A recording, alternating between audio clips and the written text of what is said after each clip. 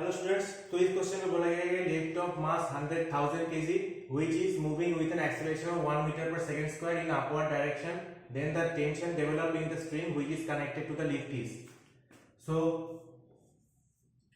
Tension T ऊपर की तरफ और लिफ्ट का मास mg नीचे की तरफ और lift acceleration 1 metre per second square speed acceleration से ऊपर की तरफ जा रहा है. तो T minus mg net force equals to ma. So tension developed in the string is m into g plus n. m कितना 1000, g कितना 9.8, एक्सेलरेशन कितना 1.